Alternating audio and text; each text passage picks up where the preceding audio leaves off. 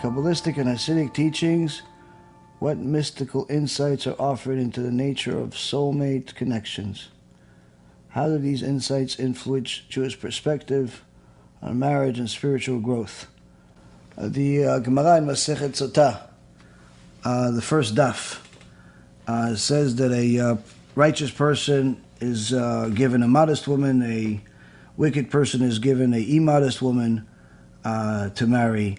And the Chachamim comment on it extensively about how if she is modest, then certainly she's more likely to be righteous, and that's why she matches the righteous person. And if she's not modest, then certainly she's wicked, and therefore she matches the wicked person. Why? Because HaKadosh Baruch Hu is the one that decides who you're going to marry, whether you're going to get married or not, whether you have kids or not, how long you're going to live, when you're going to die. All of those different things are in the hands of Hashem. The only thing that's in the hands of a person is whether they'll follow the laws that Hashem instilled into the world. But whether you live, die, rich, poor, all those things are in the hands of Hashem. Now, what happens if a person does certain deeds? Can that change the fortune? Yes. When a person he comes to this world, they're coming into this world like a little animal. They have just the Yetzirah, they're making they're clueless, they don't really know right or left, and it's obviously part of their education from their parents, from school, to build themselves up. Now, if a person follows in the right path, they could become very righteous, and HaKadosh Baruch Hu could give this person a very righteous woman, early on in their life. But if the person comes into the world and makes a bunch of different sins and starts going in the path of sins, then even if Hashem originally planned for this person a very righteous woman, let's say she is on the level of righteousness from 1 to 10, 1 being nothing, 10 being extremely righteous. Let's say she's a level 8, and she was supposed to be his zivug.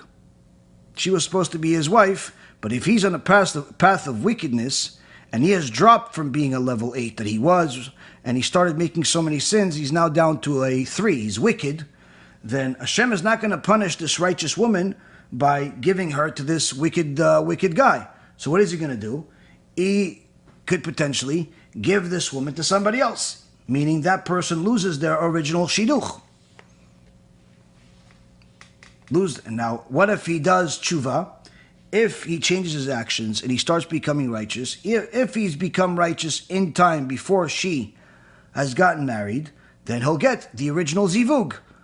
But if not, he'll get somebody else that's also very good for him. Now, of course, I know that a lot of people say, maybe the reason why I didn't get married is because my zivug already got married to somebody else. Don't do the calculations of Hashem. Do the calculations for your own life. Hashem will give you somebody perfectly fine for wherever you stand. The problem today is more than sins and more than ignorance is that people are, when it comes to zivugim, is that people are too picky.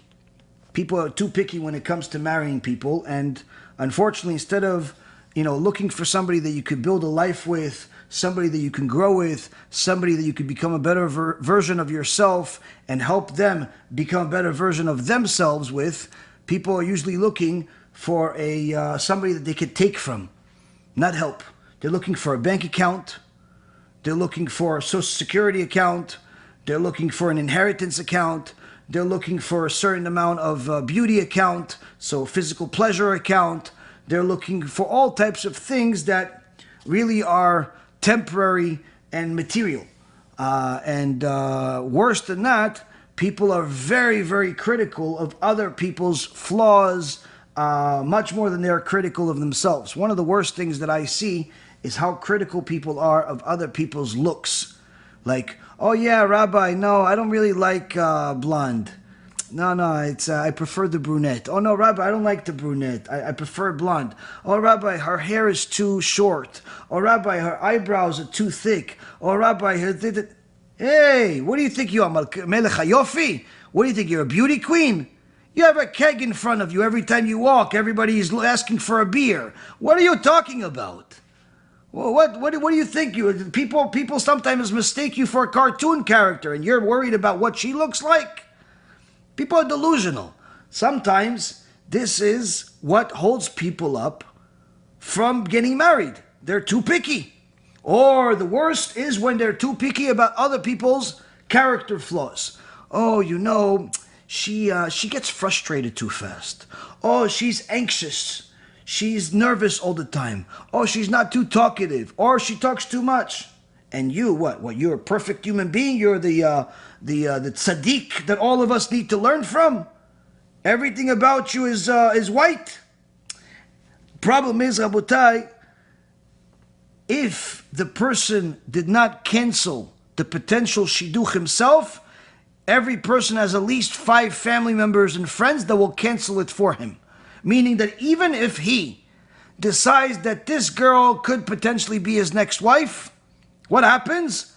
Somebody that's part of his family or his friends or some type of circle that he's in, the circle of breaking shidduchim, somebody will put some type of poisonous thought in his mind to say, no, why this is not?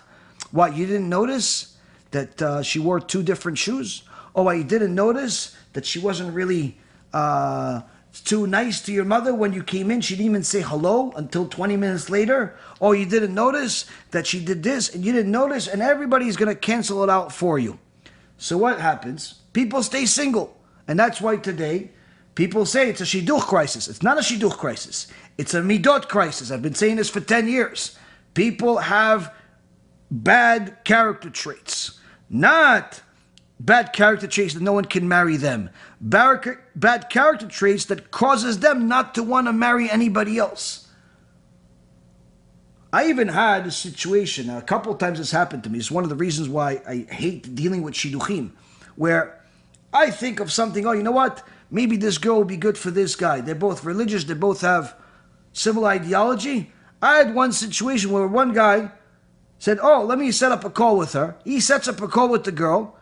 Maybe 20 minutes after, he sends me a message. Now we realize that we're not a good match. Are you kidding me? This is how you look for a wife? You have a phone call. 20 minutes later, you decide that this is not a match. This is how? What? And that's the problem. Now, if you are on your first time, you're 20 years old, fine. But these people are 35, 40, 45 years old and still waiting for Mr. or Mrs. Perfect. Another time I had a guy simply didn't show up to the date and never answered the phone again. Like such inappropriate, disgusting, despicable behavior that really it makes you, really just scared of what the future holds for this generation. I mean, it's literally people have such bad manners. So if somebody wants to get married, my number one recommendation to them is work on yourself.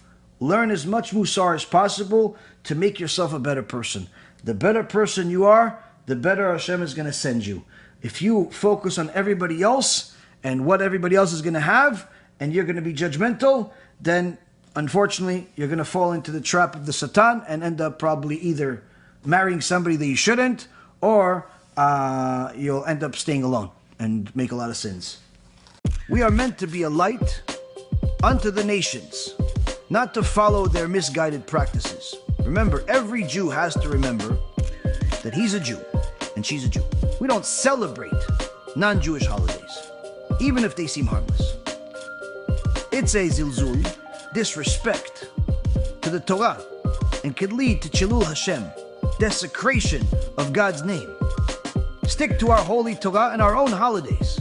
That's the path of a true Jew.